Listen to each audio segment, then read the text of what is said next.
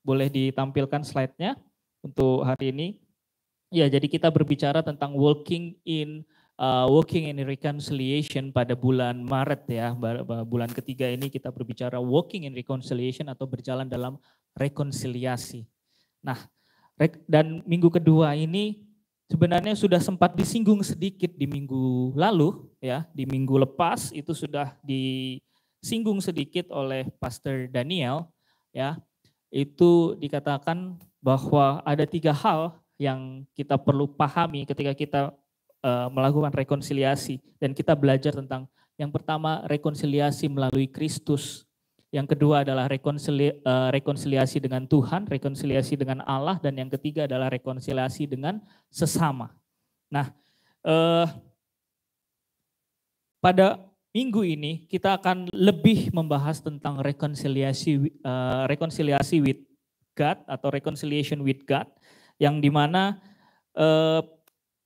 saya yakin bahwa ketika kita ngomong atau kita ngobrol, berbicara tentang rekonsiliasi, pasti ini bukan sesuatu hal yang gimana ya, sesuatu hal yang tidak atau jarang untuk dibicarakan, karena sebenarnya sangat relate sama kehidupan kita sehari-hari rekonsiliasi. Kenapa saya katakan relate? Karena manusia itu umumnya akan lebih mudah untuk menangkap sesuatu hal yang terjadi dalam hidupnya. Rekonsiliasi sendiri itu kan sebenarnya adalah kata serapan ya. Kata serapan yang seharusnya dalam bahasa Indonesia kita bisa katakan memperdamaikan, diperdamaikan atau perdamaian. Bahkan kalau angkatan saya mungkin tahu ada lagu perdamaian ya di Indonesia itu. Dangdut. Perdamaian, nah kan gitu ya. Tapi katanya banyak yang cinta damai tapi semakin ricuh, semakin tidak baik gitu keadaan di Indonesia. Well, saya berdoa, tapi saya percaya bahwa gini, saya berdoa juga bahwa umat-umat Kristen ataupun anak-anak Tuhan yang ada di Indonesia, mereka bukan anak-anak yang bikin onar, yang bikin ricuh di Indonesia, amin, bahwa kita adalah ambasador kedamaian. Ya, kita membawa damai. Anak-anak Tuhan itu selalu membawa damai kemanapun dia pergi. Dia bukan membawa yang namanya konflik, dia tidak membawa yang namanya perpecahan, tapi dia membawa damai. Amin. Ya. Jadi kata rekonsiliasi sendiri, kalau kita mau lihat sebenarnya dia ada di tengah-tengah, yaitu dia transisi dari keadaan sebelum rekonsiliasi dan akan berbeda ya, berbeda sekali. Sebelum didamaikan berarti dia tidak damai dong, ada permusuhan terjadi dan rekonsiliasi terjadi, dan setelah rekonsiliasi terjadi maka ada sesuatu hal yang baik, yang baru yang terjadi. Nah, konflik itu awal mulanya adalah gini. Awal mula dari rekonsiliasi sendiri adalah terjadinya konflik. Kalau tidak ada konflik, nggak ada rekonsiliasi. Betul ya? Untuk apa kita rekonsiliasi? Kalau misalnya saya dengan Sam di tempat ini, kita nggak ada masalah apa-apa. Untuk apa kami berrekonsiliasi, berdamai? Berdamai untuk apa? Karena kami tidak pernah punya masalah. Ya, jadi untuk apa? Biasanya selalu kalau ada kata rekonsiliasi selalu ada kata konflik. Nah, konflik inilah yang sering terjadi dalam kehidupan kita manusia. Benar ya? Enggak di tempat kerja, enggak di pelayanan, enggak di tempat kita berbisnis, tempat kita berteman, tempat kita kuliah gitu misalnya apalagi. Mungkin sering terjadi konflik, bahkan mungkin hal yang terdekat di dalam keluarga sendiri. Pasti ada. Entah itu konflik kecil atau itu konflik besar, tapi mungkin terjadi, ya. Nah, yang menjadi pertanyaan adalah gini, apakah manusia mencapai hasil akhir yang diinginkan Tuhan apabila konflik terjadi dalam kehidupan kita? Seringnya adalah kita tidak sampai ke hasil akhirnya. Bahwa Tuhan tidak mau konflik, tapi Tuhan mau kita bebas dari konflik atau kita melakukan rekonsiliasi dan kita berdamai dan kita menjadi ambasador kedamaian. Amin. Nah, itu sebabnya pada pagi hari ini kita berbicara tentang rekonsiliasi with God, karena sebelum kita bisa berdamai dengan orang-orang yang ada di sekitar kita, penting sekali untuk kita bisa berdamai dengan Tuhan. Kenapa sih? kita perlu berdamai dengan Tuhan. Kita buka dulu ayatnya, itu ada di 2 Korintus 5 ayat 20. Saya berharap ini tidak terlalu kecil, boleh kita baca bersama? 2, 3. Jadi kami ini adalah utusan-utusan Kristus, seakan-akan Allah menasihati kamu dengan perantaraan kami. Dalam nama Kristus kami meminta kepadamu, berilah dirimu didamaikan dengan Allah. Ya, berilah dirimu didamaikan dengan Allah. Nah, pertama, sebelum kita mau ini, apa sih sebenarnya rekonsiliasi itu? Rekonsiliasi dalam Kamus Besar Bahasa Indonesia atau KBBI dikatakan adalah gini. Rekonsiliasi adalah perbuatan memulihkan hubungan persahabatan ke keadaan semula. Perbuatan menyelesaikan perbedaan. Nah, terus dalam konteks yang akan kita baca atau yang akan kita pelajari hari ini, rekonsiliasi itu adalah gini, pemulihan hubungan antara manusia dengan Allah ke kondisi ideal seperti awal penciptaan, tanpa konflik atau tanpa dosa. Ya, jadi rekonsiliasi adalah pemulihan hubungan antara kita dengan Allah. Dalam konteks kita pada pagi hari ini, kita akan berbicara tentang itu. Ya, pemulihan hubungan. Dulu sebelum pada awal tujuan pertama, manusia diciptakan hidup bergumul dengan Allah, hidup berdampingan dengan Allah, dan memerintah atas bumi. Tapi ketika manusia jatuh di dalam dosa, apa yang terjadi? Nah, itu sebabnya kenapa manusia perlu diperdamaikan dengan Allah. Ya, waktu manusia jatuh dalam dosa, hal ini semua hal ini semua menjadi tidak sesuai dengan apa yang Tuhan mau. Kita baca dulu yuk, dari Roma 3 ayat 23 dikatakan adalah, karena semua orang telah berbuat dosa dan kehilangan kemuliaan dan telah kehilangan kemuliaan Allah. Itu sebabnya kita perlu yang namanya diperdamaikan dengan Allah. Nah, dosa itu sendiri kalau kita mau lihat dalam bahasa aslinya, itu dikatakan seperti ini, hamartia, yang artinya adalah meleset dari sasaran. Apa sih sasarannya kita? Apa sih sasaran manusia diciptakan Tuhan? Memuji dan menyembah Tuhan di dalam roh dan kebenaran. Tapi ketika kita berdosa, semuanya itu terputus. Ya, semuanya itu terputus dan kita terpisah dari Allah. Dosa memisahkan manusia dari Allah. Dengan adanya dosa, kita tidak bisa berhubungan langsung dengan Allah. Itu sebab, dan dikatakan lagi bahwa gini, kita kehilangan kemuliaan Allah. Ya, kita kehilangan kemuliaan Allah. Nah, akibat dosa itu sendiri juga manusia membawa yang namanya kutuk keturunan, kutuk dosa dan kutuk dosa ini kenapa dikatakan dibawa oleh manusia turun-temurun. Percaya atau tidak percaya, kita mau melihat bahwa dari zaman Adam sampai sekarang, setiap keturunan demi keturunan pasti akan ada konflik yang terjadi. Gak usah jauh-jauh, keturunan langsung Adam, siapa? Kain dan Habel. Apa yang terjadi? Ada kecemburuan.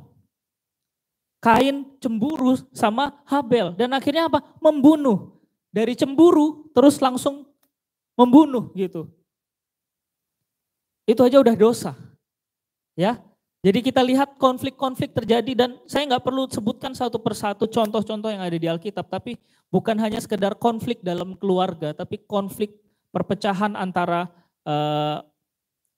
bangsa dan negara juga terjadi. Contoh saja Israel. Waktu di zamannya Daud dan Salomo masih satu bangsa. Tapi begitu sampai ke zamannya Rehabeam, anak dari Salomo, terpecah menjadi Israel dan Israel Utara. Ya. Yahudi dan Israel gitu. 10 suku itu adalah Israel dan yang Yahudi cuma sama Benyamin. Nah, jadi konflik itu sering terjadi. Itulah namanya kenapa saya katakan di sini bahwa membawa kutuk dosa turun temurun dan menghasilkan konflik internal dan eksternal, ya. Nah, Kita tahu sendiri bahwa dosa itu membuat kita terpisah dari Allah, dan kita paham bahwa gini, konsekuensi dari dosa adalah maut, ya. Maut. Itu ada di Roma 6 ayat 23. Dikatakan sebab upah dosa ialah maut. Tapi bersyukur bahwa ayat ini tidak berhenti sampai di sini, sebab upah dosa ialah maut. Dikatakan bahwa tetapi karunia Allah ialah hidup yang kekal dalam Kristus Yesus Tuhan kita. Ya, dikatakan di situ adalah karunia Allah ialah hidup yang kekal dalam Kristus Yesus Tuhan kita. Nah, itu sebabnya gini, konsekuensi dosa ialah maut. Makanya kalau kita baca sekarang kan kita lagi sedang dalam pembacaan tahunan kita. Siapa yang masih mengikuti pembacaan tahunan?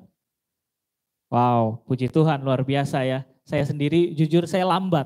Saya masih mengikuti tapi saya yang tidak pas di hari ini gitu. Saya masih ada di beberapa hari sebelumnya. Saya lambat tapi saya tetap terus mengikuti, dan ketika saya lambat saya coba untuk ngejar gitu.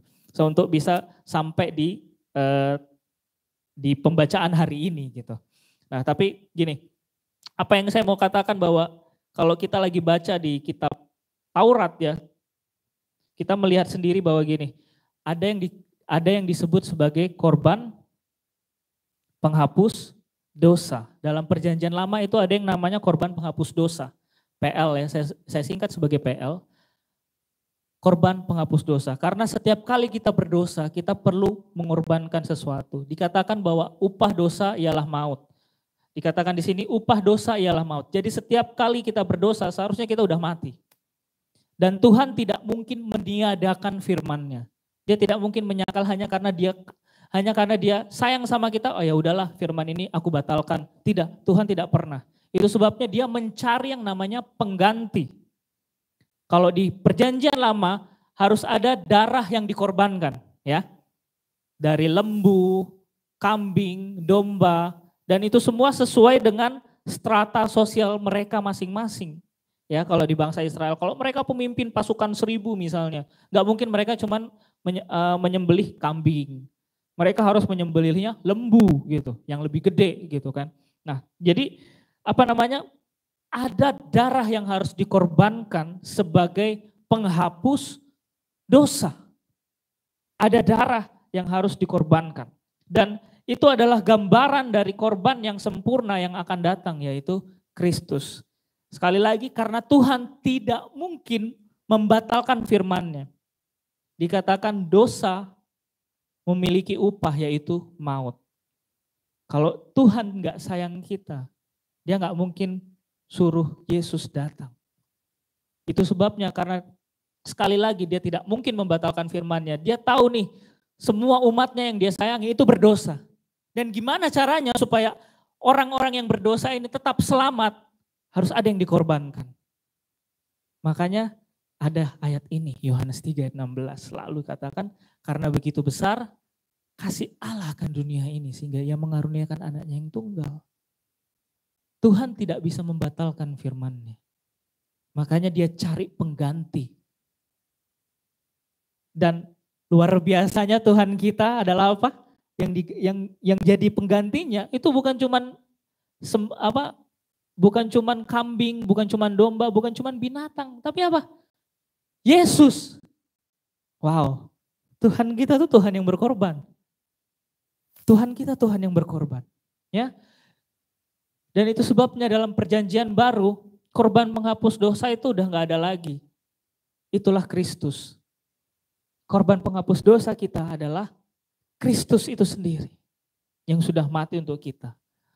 Nah, terus apa sih perbedaan antara korban penghapus dosa dengan Kristus? Kalau kita mau lihat, korban penghapus dosa itu enggak sempurna, sedangkan Kristus itu sempurna. Korban penghapus dosa itu bersifat sementara, sedangkan Kristus itu melenyapkan perseteruan antara Allah dan manusia selamanya, permanen. Korban penghapus dosa itu perlu dilakukan berulang kali. Tiap kali kita berdosa harus ada yang disembelih. Tiap kali kita berdosa harus ada yang disembelih. Tiap kali kita berdosa pasti ada yang harus dikorbankan. Tapi Kristus sekali untuk selamanya. Itu Tuhan kita. Amin. Wow, luar biasa ya Tuhan kita. Tapi ingat, manusia perlu diperdamaikan dengan Allah. Memang meski Allah telah menyediakan solusi melalui Kristus, rekonsiliasi tetap memerlukan respon positif dari manusia. Kalau kita tidak merespon, sia-sia pengorbanan Tuhan. Kalau kita tidak merespon, sia-sia pengorbanan Tuhan. Ingat bahwa kita rekan sekerja Allah. Artinya ada bagian yang harus kita lakukan ya. Kalau kita biarkan Tuhan aja yang kerjain semuanya, terus untuk apa kita jadi rekan sekerja? Misalnya kita, kayak contoh aja ya, impression worship gitu. Kalau misalnya tadi yang apa namanya, kita punya tim ada beberapa orang, tapi yang melayani di sini semuanya maju ke depan, tapi cuman terdengar suaranya Samuel gitu misalnya, yang lain diam-diam aja gitu kan, cuman gini-gini aja gitu. Untuk apa kita disebut tim? Yaitu pelayanan sendirian Samuel gitu, bukan tim. Tapi bersyukur bahwa gini, kita disebut rekan-rekan sekerja Allah, yang artinya Tuhan kasih kita bagian. Tuhan kasih kita bagian untuk kita bisa. Ya, Tuhan mengasihi kita, itu sebabnya Tuhan kasih kita bagian untuk kita lakukan. Meskipun mungkin 99,9999% itu bagiannya Tuhan. Tuhan udah lakukan semuanya. Inisiatifnya dari Tuhan. Ya, inisiatifnya dari Tuhan. Kristus adalah korban yang sempurna. Jadi apa yang dikerjakan rekonsiliasi bagi kita? Nah, kalau kita tadi melihat bahwa gini, rekonsiliasi adalah pemulihan hubungan antara manusia dengan Allah ya. Jadi rekonsiliasi ini, kata re di depannya re itu menunjukkan gini, mengembalikan sesuatu ke keadaan semula, yaitu memulihkan hubungan yang rusak akibat dosa. Kalau tidak ada dosa, hubungan kita nggak rusak sama Tuhan. Kalau tidak ada dosa, hubungan kita tidak rusak. Tapi karena adanya dosa, hubungan kita rusak dari Tuhan. Dan itulah sebabnya saya mau katakan gini, memulihkan, rekonsiliasi itu memulihkan identitas kita dari orang berdosa menjadi umat kesayangannya. Well, ada proses yang pastinya kita harus jalani tentang rekonsiliasi ini. Sekali lagi tadi saya ingatkan bahwa ada bagian yang harus kita lakukan, ya. Memang semuanya sudah dilakukan. Saya nggak mau kita punya mindset bahwa aku selamat karena diriku, karena aku berbuat baik, karena aku berbuat ini, karena aku berbuat itu. Aku berdamai dengan Allah karena aku yang melakukan banyak. Dan Tuhan melakukan sedikit. Tuhan gak melakukan apa-apa kok dalam hidupku. Jangan pernah kita punya mindset yang seperti ini. Karena tanpa Tuhan, siapa kita? Tanpa Tuhan, kita tidak menjadi umat yang ditebus. Kita tidak menjadi umat yang bisa menyebut Dia Bapa. Wow. Cuman kita loh, satu-satunya agama yang bisa sebut Tuhan kita Bapa. Kalau kita mau lihat di agama-agama yang lain, mereka nggak sebut Tuhan mereka Bapa.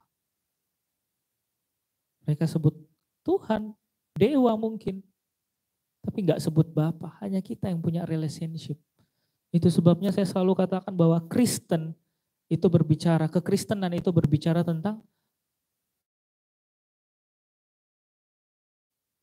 Makanya hari ini pun rekonsiliasi pun juga rekonsiliasi pun erat hubungannya sama hubungan.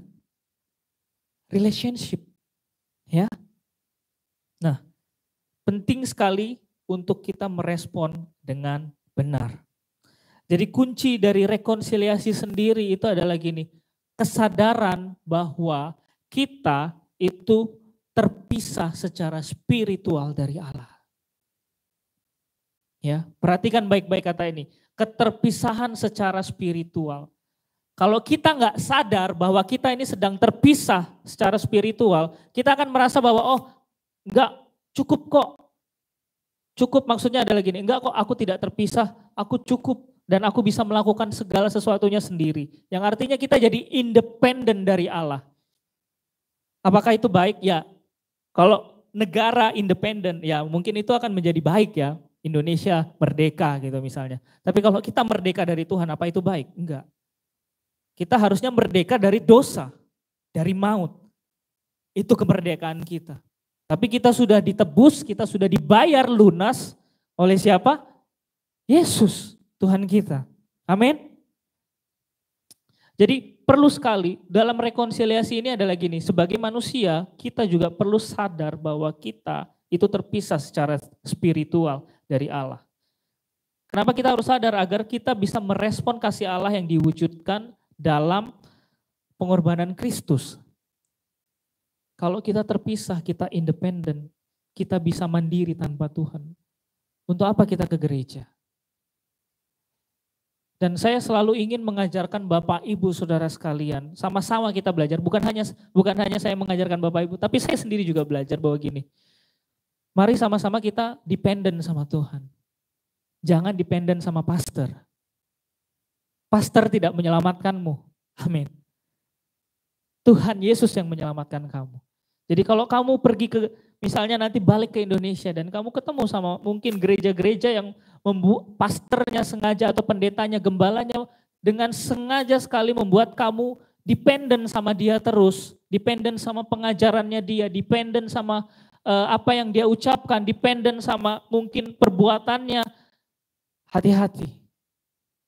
Karena seharusnya sebagai gembala, sebagai hamba Tuhan, kita harusnya mengajarkan untuk kita, untuk umat Tuhan itu dependennya sama Tuhan. Kita hanya berharap sama Tuhan, jangan berharap sama manusia. Siapapun itu manusia itu. Saya sering mengatakan ini, semua manusia pasti pernah mengecewakan kita. Gak peduli siapapun, tidak peduli. Manusia pasti pernah mengecewakan kita. Misalnya saya dengan orang tua. Apa orang tua tidak pernah mengecewakan kita sebagai anak? Pasti pernah. Waktu kecil mungkin kita minta apa gitu, nggak dikasih, kecewalah kita. Gitu. Tapi apakah kita sebagai anak juga tidak pernah mengecewakan orang tua? Nggak mungkin, nggak mungkin. Pasti kita pernah mengecewakan orang tua kita ya, pasti kita pernah. Sama suami dan istri juga mungkin. Apakah kita tidak pernah saling mengecewakan satu dengan yang lain? Pasti pernah. Saya dengan istri saya gitu misalnya. Ada hal-hal tertentu yang dia ingin saya lakukan tapi saya tidak lakukan. Pasti ada dalam hati dia, aduh harus aku lagi nih, kecewa kan. Sudah ada kekecewaan kecil gitu. Sama halnya juga kebalikannya, ada hal-hal yang saya ingin dia lakukan untuk tolong saya, tapi tidak dilakukan ya, kecewa juga. Jadi kekecewaan itu terjadi. Sesama manusia pasti ada kekecewaan terjadi. Siapapun itu, sama orang terdekat, sama orang jauh, sama orang gereja, sama orang di kantor, sama orang yang ada di kampus kita, di pekerjaan kita, pasti ada. Tapi yang tidak pernah mengecewakan kita siapa? Kurang keras. Siapa yang tidak pernah mengecewakan kita? Haleluya. Amin. Nah, jadi gini, kita sudah tahu di sini pribadi yang gak pernah mengecewakan kita siapa. Jadi berharapnya hanya sama Tuhan. Sama pribadi yang gak pernah mengecewakan kita. Udah cukup. Jangan dependen. Jangan kita hanya ini dependen sama orang-orang yang masih mungkin untuk mengecewakan kita. Ya. Itu sebabnya perlu sekali kita berdamai dengan Tuhan supaya kita mengerti apa yang harus kita lakukan.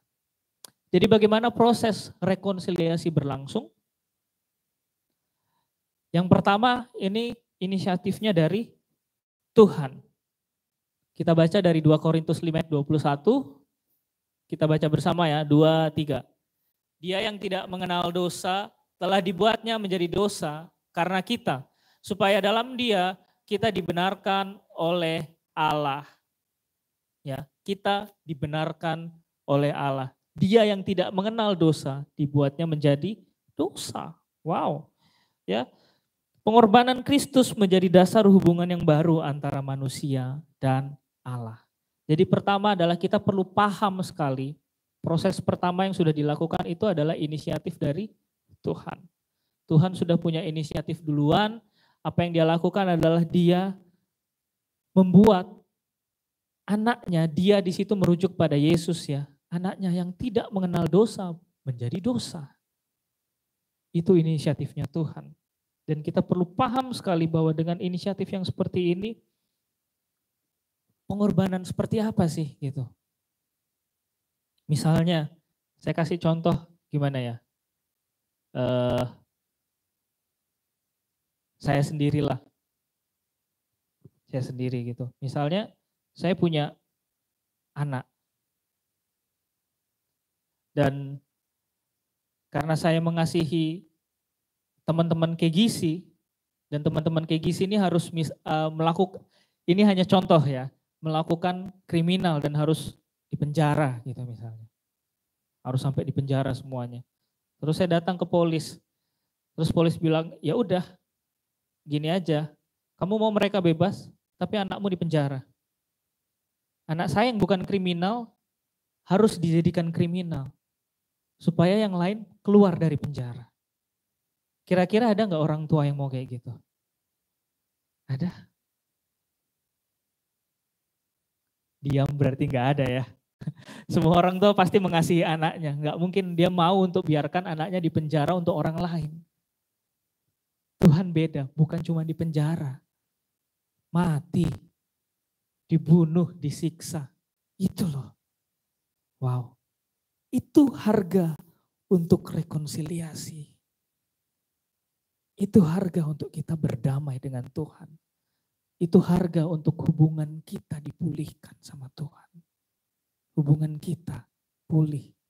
Harganya sudah dibayar. Itu inisiatifnya Allah. Yang kedua yang kita perlu pelajari adalah gini, responnya manusia. Apa sih responnya manusia? Perlu kita pahami bahwa pendamaian adalah anugerah yang Allah berikan melalui kematian Kristus. Jadi yang harus kita lakukan yang pertama gini, kita harus menerima pendamaian yang diberikan dengan percaya kepada Yesus Kristus sebagai Tuhan dan Juru Selamat. Kalau kita nggak percaya Tuhan, kalau kita nggak percaya Yesus adalah Tuhan dan Juru Selamat kita, berarti kita belum menerima pendamaian itu. Dan saya yakin umat Tuhan yang ada di tempat ini, jemaat Tuhan yang ada di tempat ini, kita semua sudah percaya, amin. Atau masih ada yang belum percaya di sini? Gak ada ya? Wah, oke. Jadi itu yang pertama. Yang kedua adalah gini, menghidupi pikiran Kristus. Mungkin Bapak Ibu boleh baca sendiri di rumah, tapi catat ayatnya itu di Filipi 2 ayat 5-11. Ya, di situ dikatakan bagaimana Tuhan Yesus itu taat, bahkan taat sampai mati. Jadi dikatakan di situ adalah gini, menghidupi pikiran Kristus yang seperti apa? Ini dia pikiran Kristus yang kita hidupi itu adalah gini. Kerendahan hati, ketaatan dan penyerahan diri. Dikatakan bahkan dia taat sampai mati. Boleh baca sendiri ayatnya. Filipi 2 ayat 5-11 karena saya nggak masukkan di sini ya. Saya nggak masukkan di slide karena panjang. Jadi PR buat Bapak Ibu, homework buat Bapak Ibu ya. Untuk baca Filipi 2 ayat 5-11, apa sih yang dikatakan firman Tuhan tentang Kristus di situ? Ada 3 hal yang mungkin kita boleh pelajari, kerendahan hati, ketaatan dan penyerahan diri. Itu yang kita perlu paham. Itu pikiran Kristus. Hidupi pikiran Kristus. Dan bagian kita sekali lagi juga, yaitu adalah gini, hidup sebagai kesaksian dalam tindakan dan perkataan kita. Kita ini orang yang merdeka, kita orang yang sudah ditebus, kita orang yang sudah diperdamaikan dengan Allah. Dan kalau kita sudah diperdamaikan dengan Allah, apa sih wujud nyatanya kalau kita sudah diperdamaikan?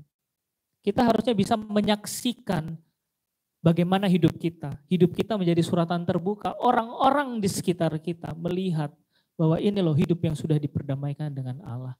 Hidup yang sudah mengalami kemenangan, bukan menjadi hamba dosa lagi. Kita harusnya sudah tahu, dan ketika kita menghidupi hidup yang seperti ini, biarkan orang yang ada di sekitar kita melihat kita berbeda. Amin. Biarkan orang di sekitar kita melihat bahwa ada Kristus dalam hidup kita. Bahwa kita hidup yang sudah diperdamaikan dengan Allah, dan ketika kita damai, hubungan kita pulih dengan Allah. Dan ketika kita punya hubungan yang pulih dengan Allah, kita nggak perlu lagi yang namanya jalan tertunduk karena kita takut, karena kita berdosa. Nggak perlu. Kita dapat berdiri tegak. Karena Tuhan sudah memperdamaikan kita dengan Dia sendiri. Jadi yang pertama tadi adalah inisiatif Allah, yang kedua adalah respon manusia, dan yang ketiga saya mau katakan gini tentang total reconciliation atau rekonsiliasi pendamaian secara penuh. Hindari rekonsiliasi setengah-setengah yang hanya terlihat rohani namun tidak tulus. Bagaimana itu? Contohnya gimana? Nah, hanya memberikan diri kita diperdamaikan pada area atau pada bagian-bagian tertentu aja dalam kehidupan kita. Tapi pelanggaran-pelanggaran lain yang membuat hubungan kita dengan Allah masih terputus, kita tidak mau lepaskan. Contoh mungkin kita masih, ya saya berharap tidak ada di tempat ini, tapi saya yakin tidak ada judol gitu. Apa itu judol? Judi online. Ya. Buat kita biasa itu kan cari uang ya.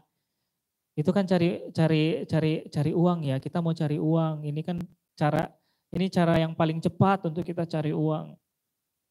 Jangan suka cari excuse gitu, cari-cari alasan.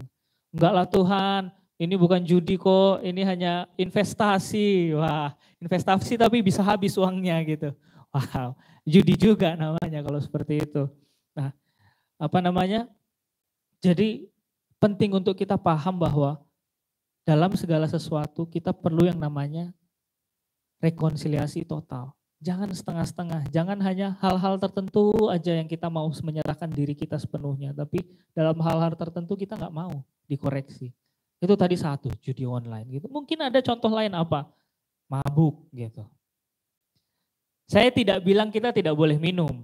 Enggak. Bahkan mujizat pertama Tuhan Yesus apa? Mengubah air menjadi anggur. Apakah anggur memabukkan? Iya. Tapi kenapa Tuhan kok bikin anggur yang memabukkan Tuhan menjadi mujizatmu? Nah, perlu diperhatikan bahwa gini, Tuhan tidak melarang kita untuk minum minuman yang memabukkan, tapi Tuhan mau kita tidak mabuk. Artinya pengendalian diri. Kita perlu punya yang namanya pengendalian diri. Kalau kita nggak punya pengendalian diri, iya udah semua disantap lah. Semua disantap ya. Saya nggak bilang cuman mabuk loh ya. Bisa jadi kita sering makan makanan yang kolesterol ya.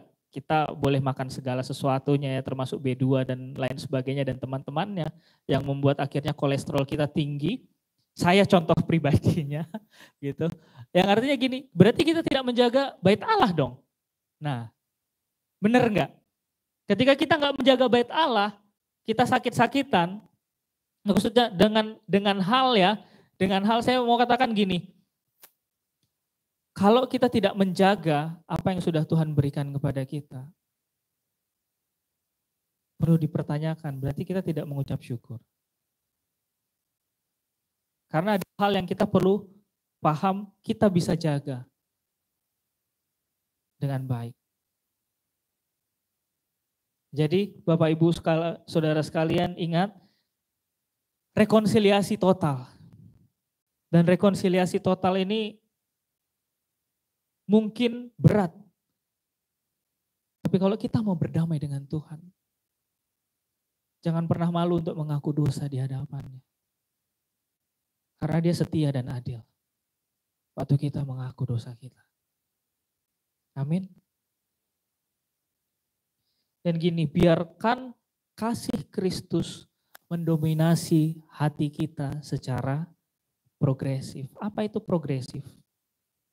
Progresif itu dilakukan terus-menerus. Terus-menerus setiap hari. Kalau saya dulu pernah mengatakan tentang mengenal dengan pengalaman, knowing by experience, ginosko.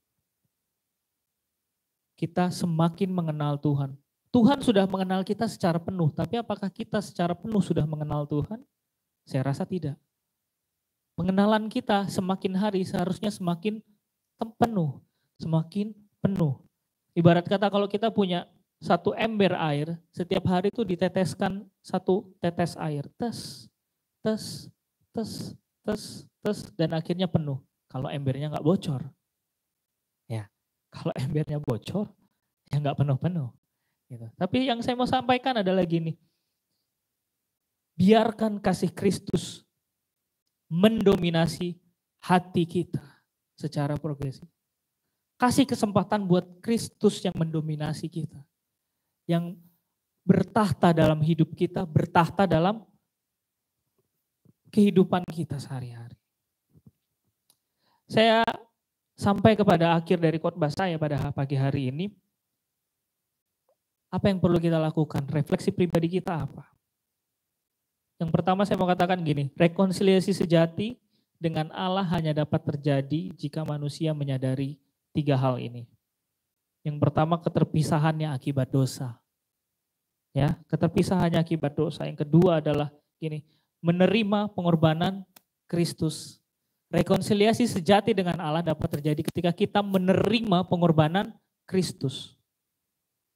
Dan yang ketiga, hidup dalam pikiran serta perasaan seperti Kristus. Ini bukan sekedar ritual keagamaan, tetapi transformasi hati yang mendalam. Dan berilah dirimu didamaikan dengan Allah secara penuh. Berilah dirimu didamaikan dengan Allah secara penuh. Sekali lagi jangan setengah-setengah. Ada amin Bapak Ibu? Haleluya.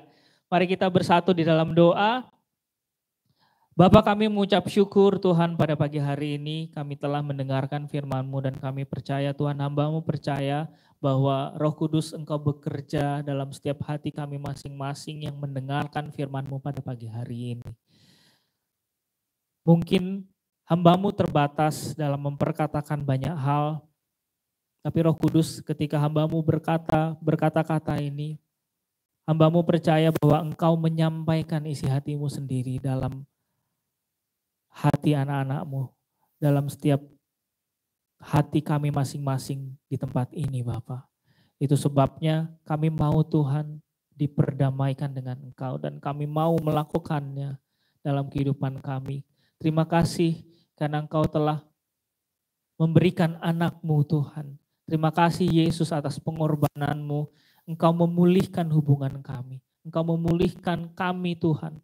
Kalau kami tahu dosa telah memutuskan hubungan kami, membuat kami terpisah dari Allah. Tapi karena Engkau, karena pengorbanan-Mu Tuhan, membuat kami boleh bersekutu kembali dengan Allah. Kami diperdamaikan dengan Allah. Bahkan kami boleh memanggil Allah menjadi Bapa kami. Terima kasih Tuhan, terima kasih. Ini seluruh doa kami, di dalam nama Tuhan Yesus kami berdoa. Haleluya. Amin.